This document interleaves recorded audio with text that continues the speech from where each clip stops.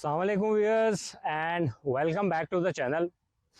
ये है हमारा सुजुकी GR 150 2020 मॉडल और आज आप देखने जा रहे हैं इसके रिव्यू की सेकंड एपिसोड।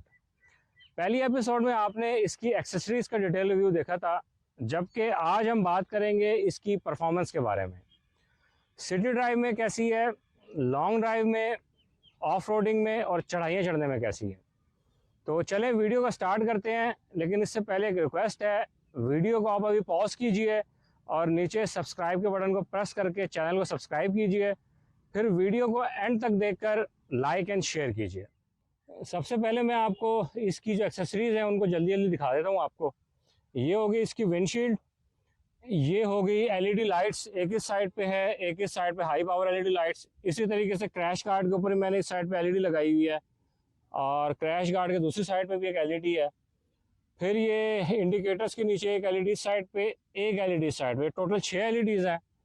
नीचे आ जाए तो इसका ये टिम्सन का ट्यूबलेस टायर है और इधर इसके बैक साइड पे आ जाए, इधर ये इसका मैंने बैटरी वोल्टेज मीटर लगाया आफ्टर मार्केट। फिर ये मोबाइल चार्जर और सिगरेट लाइटर है। ये LED के स्विचेस आ गए, इस साइड पे भी, इस साइड पे भी, इधर भी। और ये मेरी हो गई एक कुशन सीट होगी जो एक्स्ट्रा मैंने लगाई है। बैक पे ये मैंने इसका JDR का बॉक्स लगाया है LED वाला। और ये नीचे टिम्सन का ट्यूबलेस टायर 100/90/18 का। इन एक्सेसरीज का मैंने डिटेल रिव्यू, इनकी प्राइसिंग, ये मैंने कहाँ से ली है और कैसे लगवाई हैं, इसके लिए मैंने एक सेपरेट पूरी वीडियो बनाई है। उस वीडियो का लिंक मैंने नीचे डिस्क्रिप्शन में शेयर कर दी है, तो वो आप उधर जाके देख सकते हैं। अच्छा, ये मेरा स्टॉर्म हेलमेट है LS2 का और ये मेरी हैलिफैक्स की राइडिंग जैकेट है। मेरी जितनी भी कैंपिंग और राइडिंग गैजेट्स हैं, जैसा कि राइडिंग शूज़ हो गए, कैंप हो गया, टेंट हो गया, राइडिंग ग्लव्स हो गए, उनकी मैंने एक सेपरेट डिटेल में वीडियो बनाई है। उसका लिंक भी डिस्क्रिप्शन में मौजूद है, तो आप उधर जाके वो वीडियो भी देख सकते हैं। एक और बात मैं आपको बताता चलूँ कि इसकी जो बैटरी है वो भी मैंने अपग्रेड किया अभी कुछ टाइम पहले। GR 150 में जो स्टॉक बैटरी आती है वो होती है 7 एम्पेयर की ड्राई बैटरी। चूँकि मैंने काफ़ी सारी LEDs लगाई हुई हैं, तो एहतियातन मैंने इसके अंदर जो बड़ी बैटरी होती है 9 एम्पेयर की वो लगवाई है। अब बैटरी थोड़ी बड़ी होती है इसकी स्टॉक बैटरी की बनिस्बत, तो इसके अंदर मुझे थोड़ी सी जगह बनानी पड़ी। वो जगह मैंने कैसे बनाई है, कैसे कनेक्शंस किए हैं, उसकी भी डिटेल वीडियो मैंने एक सेपरेट से बनाई है और उसका लिंक भी डिस्क्रिप्शन में मिल जाएगा आपको। जो लोग इसकी बैटरी अपग्रेड करना चाहते हैं, बड़ी बैटरी डालना चाहते हैं, तो उनके लिए वो वीडियो बड़ी हेल्पफुल होगी। अच्छा, सबसे पहले मैं थोड़ा आपको बताता हूँ अपने बाइंग डिसीजन के बारे में कि मैंने ये GR 150 क्यों ली, जबकि मार्केट में उस टाइम और भी बाइक्स मौजूद थी, जैसा कि सुजुकी की ही GS 150 थी, फिर होंडा CB 150, उसके अलावा बेनाली की भी थी 150 TNTI, और कुछ लोकल चाइनीज़ बाइक भी थी, जैसा कि रोड प्रिंस की वीगो थी, रोड प्रिंस की रॉबिन्सन भी थी, हाई स्पीड इन्फिनिटी भी थी और यूनिक की भी एक 150cc बाइक थी। तो बात सबसे पहले मैं करता हूँ चाइनीज़ लोकल बाइक्स की। देखिए, चाइनीज़ लोकल बाइक्स जो है वो अभी न्यूली इंट्रोड्यूस हुई है पाकिस्तान में और उनकी जो लॉन्ग टर्म रिलायबिलिटी है वो अभी प्रूवन नहीं है। सेकंड, जो उनकी रीसेल वैल्यू है वो भी बिल्कुल ज़ीरो है। तो इन दो वजूहात की बिना पे मैंने चाइनीज़ बाइक्स को तो बिल्कुल कंसिडर ही नहीं किया। और जहाँ तक बेनाली का ताल्लुक है, तो बेनाली की TNT 150i भी पाकिस्तान में आपको मिल जाएगी, बट मैंने जब उसको एक्सप्लोर किया तो एक तो मुझे उसकी प्राइसेस बहुत हाई लगी। इवन यूज़ बाइक भी काफ़ी हाई प्राइस की है। और जो एक सेकंड जो रीज़न थी, मेन रीज़न, कि उसकी सर्विस और पार्ट्स के इशू थे। ख़ास तौर पे जब हम टूर्स के लिए छोटे इलाकों में जाते हैं, गिलगित बल्तिस्तान के या कश्मीर साइड पे, तो मेरा नहीं ख्याल कि उधर आपको बेनाली TNT का कोई मैकेनिक मिल सकेगा और उधर पार्ट्स का भी डेफिनेटली इशू आएगा। तो बेनाली को मैंने इसी वजह से ड्रॉप किया। हालांकि बेनाली बहुत ही एक ज़बरदस्त बाइक है और बड़ी फ्यूचरिस्टिक, बड़ी अच्छी लुक्स और बड़े स्ट्रॉन्ग इंजन के साथ है, लेकिन बेनाली को मजबूरन मुझे इस वजह से ड्रॉप करना पड़ा। अच्छा, बेनाली के बाद फिर ले दे के दो ही ऑप्शन रह जाती हैं, होंडा और सुजुकी। सुजुकी में दो ऑप्शन थी, सुजुकी GS 150 और सुजुकी GR 150। इन दोनों बाइक्स को मैंने थॉरली कंपेयर किया है और मेरी जो फाइंडिंग्स हैं वो मैं आपके सामने रखता हूँ। पहले ज़रा अच्छी बातें कर लेते हैं GS 150 के बारे में। तो नंबर वन चीज़ GS 150 की, उसका इंतहाई रिलायबल और ज़बरदस्त किस्म का इंजन है। इसमें कोई शक नहीं कि सुजुकी GS 150 की सूरत में सुजुकी ने एक बेहतरीन किस्म का इंजन पाकिस्तान में इंट्रोड्यूस किया है। इंजन की जो पावर फिगर्स हैं वो भी GR से थोड़ी सी ज़्यादा है। इंजन के बाद आप बात कर लें सुजुकी GS 150 के पार्ट्स की, तो बहुत सस्ते पार्ट्स हैं। इवन उसका जो फ्रंट मड गार्ड है वो आपको 2200 तक का मिल जाएगा, जबकि जो GR है इसके पार्ट्स काफ़ी महंगे हैं। कुछ टाइम पहले ये मैंने फ्रंट गार्ड इसका नया लगवाया है और ये मुझे 7-7,500 रुपये का कॉस्ट किया।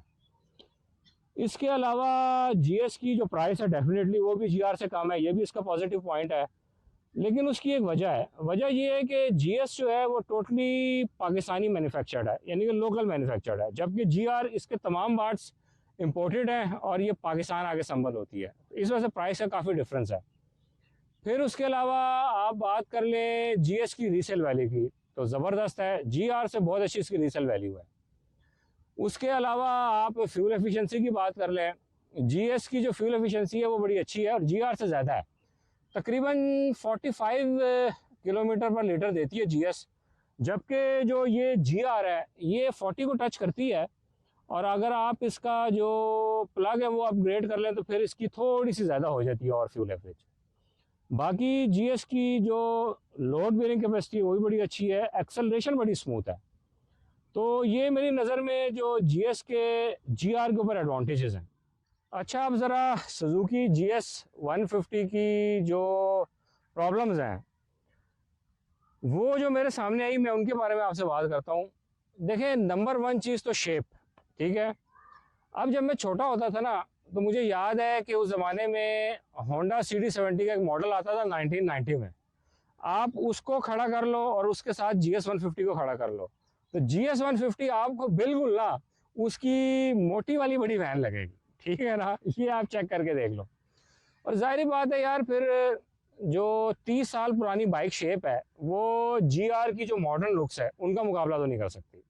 अच्छा, नंबर 2 पे सुजुकी GS 150 के जो पार्ट्स हैं, जो उसकी बिल्ड क्वालिटी है, तो एक इंजन को आप छोड़ करना GS 150 के किसी पार्ट को आप हाई क्वालिटी नहीं कह सकते। आप हेडलाइट से शुरू हो जाए, फारिग हेडलाइट है GS 150 की। उसके बाद आप उसके साइड मिरर्स देख लें, वो जो बच्चों की साइकिल में लगे होते हैं वो वाले मिरर्स लगे हैं GS 150 में। फिर उसका आप कैरियर स्टैंड देख लें। जिस दिन आपने GS 150 के कैरियर स्टैंड में थोड़ा ज़्यादा वजन डाल दिया ना, ख़ासतौर पर टूर के दौरान, उस दिन आपका GS 150 का कैरियर तो गया। और फिर आप बात कर ले GS 150 के जो स्टॉक टायर्स हैं वो तो इल्ला बिल्ला माशाल्लाह है। और आपने सुजुकी GS 150 के जो स्टॉक टायर्स हैं ना, उन पे कभी टूर करने के बारे में तो सोचना ही नहीं है। तीसरा आ गई सुजुकी GS 150 की वायरिंग। तो शायद ही कोई सुजुकी GS 150 का ओनर हो जिसने इसके वायरिंग प्रॉब्लम्स को फेस ना की हो। इवन सुजुकी GS 150 की वायरिंग के स्पार्किंग के प्रॉब्लम्स भी रिपोर्ट हुए हैं। और गलती से अगर आपने एक्स्ट्रा लाइट्स लगा ली GS 150 की स्टॉक वायरिंग में, तो बस फिर आप इंतज़ार करें कि किस दिन आपकी बाइक चलते चलते खड़ी हो जाए। तो वायरिंग के बाद आती है किसी भी बाइक की पेंट क्वालिटी।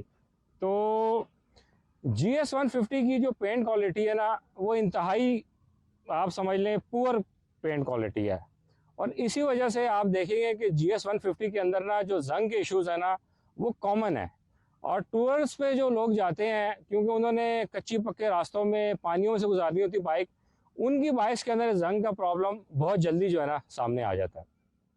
अच्छा, पांचवा पॉइंट, ड्राइव कंफर्ट। अगर आप GS और GR की ड्राइव कंफर्ट का कंपैरिजन करें तो आपको GS के अंदर लाजमी वाइब्रेशंस फील होंगी, जबकि GR के अंदर हाई स्पीड में भी आपको वाइब्रेशंस नाम की कोई चीज़ नहीं मिलेगी। उसके अलावा जो GR 150 का इंजन है वो भी बहुत ही कम आवाज़ देता है, जिसकी वजह से आपको बड़ी रिलैक्सिंग जो है ना ड्राइव मिलती है। और फिर आप अगर सीट को देखें GS 150 की, तो वो भी काफ़ी सख्त और अनकंफर्टेबल है। और यही वजह है कि जो टूर्स वाले हजरात हैं ना, वो GS 150 की सीट को ज़रूर अपग्रेड करते हैं। तो ड्राइव कंफर्ट में GR जो है ना GS से बहुत बहुत बेहतर है। अच्छा, ये कुछ मोटे मोटे प्रॉब्लम्स है जो मैंने भी आपको बताए हैं। इनके अलावा भी सुजुकी GS 150 में काफ़ी इश्यूज आपको आते रहते हैं। आप ये समझ लें कि GS 150 का हर थोड़े टाइम बाद ना कोई काम खुला ही होता है, जबकि GR 150 में इस तरह के आपको कोई इश्यूज नहीं आते। और इसी वजह से मैंने महंगी GR ली और GS को मैंने ड्रॉप किया, क्योंकि वो कहते हैं ना कि महंगा रोए एक बार, सस्ता रोए बार बार। अच्छा, सुजुकी GS 150 के बाद अब बात करते हैं थोड़ी होंडा CB 150 के बारे में। नंबर वन चीज़ बाइक लुक्स। तो नो डाउट होंडा CB 150 की जो मॉडर्न लुक्स हैं वो मेरे ख्याल में इस टाइम पाकिस्तानी बाइक मार्केट में नंबर वन है। और वैसे भी आप होंडा की कोई भी प्रोडक्ट आप उठा के देख लें, बेशक गाड़ियों में आप देख लें कि जैसे होंडा सिविक है, उसका कोई भी मॉडल है वो लग्जरी एंड स्टाइल में ना बाकी दूसरी कंपनीज जैसे टोयोटा वगैरह से बेहतर ही होती हैं। और CB 150 में जो DRLs का इंट्रोडक्शन है वो भी होंडा का जो लग्जरी एंड स्टाइल कॉन्सेप्ट है ना उसी को रिप्रेजेंट करता है। दूसरे नंबर पे जो पॉजिटिव पॉइंट है होंडा CB 150 का कि इसकी प्राइस GR से काफ़ी कम है। प्राइस के अलावा जो इसकी बिल्ड क्वालिटी है वो भी अच्छी है होंडा CB 150 की। GS से तो काफ़ी अच्छी है लेकिन GR के मुकाबले की नहीं है। उसकी मैं आपको मिसाल देता हूँ कि आपका जो 0 मीटर होंडा CB 150 है ना उसकी जो मीटर केबल है वो आपको चेंज करवानी पड़ती है, अदरवाइज 40 तक जो उसके मीटर की सुई है ना वो काफ़ी बबल करती है। फिर जो होंडा CB 150 की स्पीड कह लें या इंस्टेंट पिकअप कह लें वो डेफिनेटली GR से काफ़ी ज़्यादा है। तो ये कुछ पॉजिटिव पॉइंट्स हैं होंडा CB 150 के। अच्छा, अब थोड़ी बात करते हैं होंडा CB 150 के प्रॉब्लम्स या इश्यूज़ के बारे में। तो देखिए, नंबर वन जो चीज़ आती है ना वो आती है इसकी प्रैक्टिकलिटी। होंडा CB 150 मेरी नज़र में एक सिंगल पर्सन बाइक है, क्योंकि उसकी बैक साइड पे जो आप अगर किसी बंदे को बिठाते हैं तो एक तो वो ऊंचा इतना होता है जिसकी वजह से वो दूसरा अनकंफर्टेबल भी बहुत होता है। तीसरा, होंडा CB 150 की टंकी पे आप कोई बच्चा वगैरह नहीं बिठा सकते, ना ही कोई आप सामान उसके हैंडल पर लगा सकते हैं, क्योंकि बाइक मोड़ते टाइम वो सामान हैंडल और जो टैंक होता है उसके बीच में आ जाता है। तो प्रैक्टिकलिटी वाइज होंडा CB 150 मेरी नज़र में बिल्कुल ज़ीरो है, जबकि GR 150 को आप एक बेहतरीन फैमिली बाइक के लिए रोज़मर्रा इस्तेमाल में यूज़ कर सकते हैं। प्रैक्टिकलिटी के बाद आप अगर बात करें होंडा CB 150 की फ्यूल एफिशिएंसी के बारे में तो वो तो GR से बहुत कम है। CB 150 आपको देती है 25 से मैक्सिमम 30 के दरमियान, जबकि GR 40 को भी टच कर जाती है। और इसका अगर आप प्लग अपग्रेड कर लें तो ये और भी ज़्यादा आपको फ्यूल एवरेज देती है।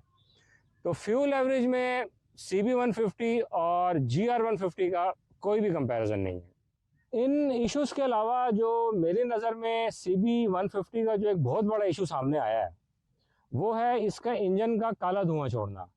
कुछ अरसे बाद CB 150 काला धुआं छोड़ना शुरू कर देती है।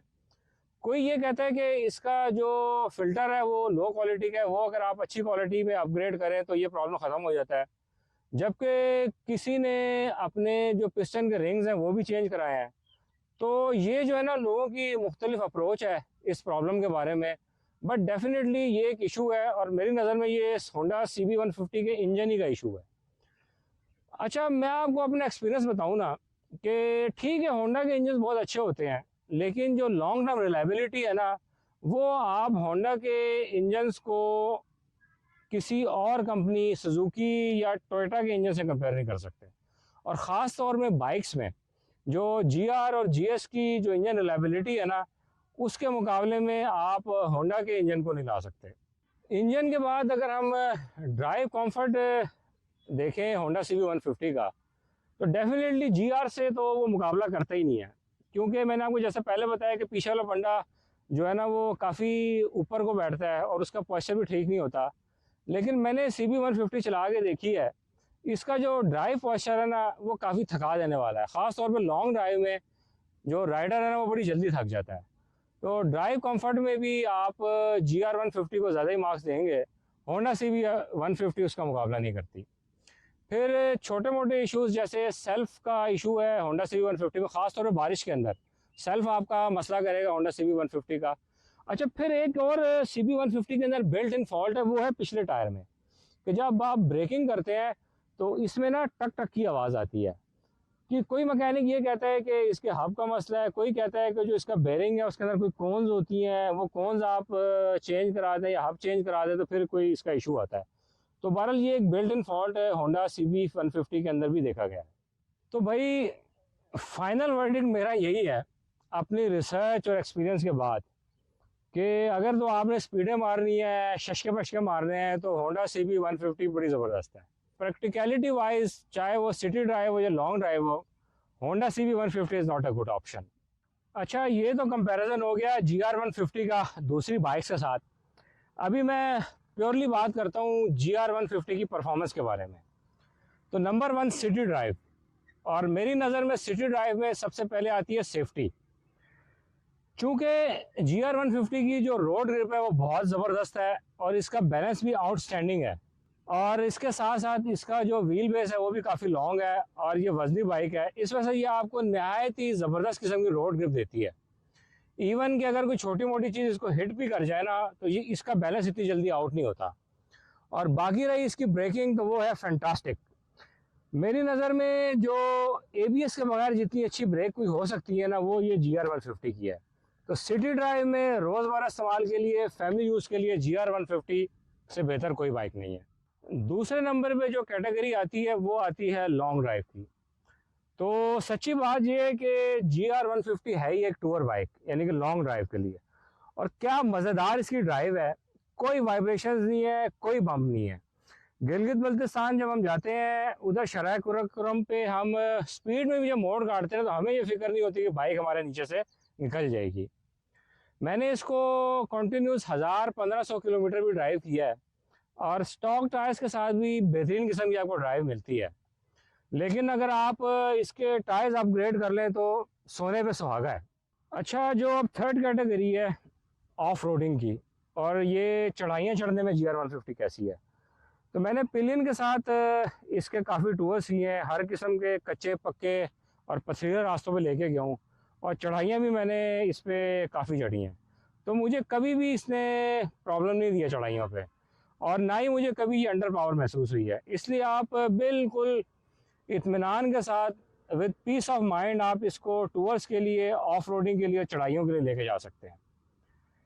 फाइनल वर्डिक्ट मेरी नज़र में इस टाइम जो 150cc कैटेगरी तक जो बाइक्स है पाकिस्तान में, उनमें हर लिहाज से जो GR150 है ना, वो एक बेस्ट बाइक है।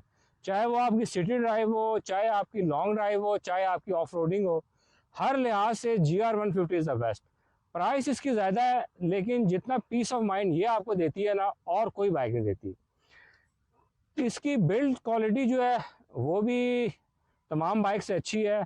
ना आपको इसके कभी मीटर में इशू आएगा, ना आपको इसके जो स्टॉक टायर्स हैं वो आपको लो क्वालिटी के फील होंगे। अगर कोई भी चीज़ हो, इसकी वायरिंग हो, इसकी स्टॉक लाइट हो, इसकी साइड लाइट्स हो, किसी भी किस्म का इशू आपको इसमें फेस नहीं करना पड़ता। और इंजन भी इसका बेहतरीन किस्म का इंजन है।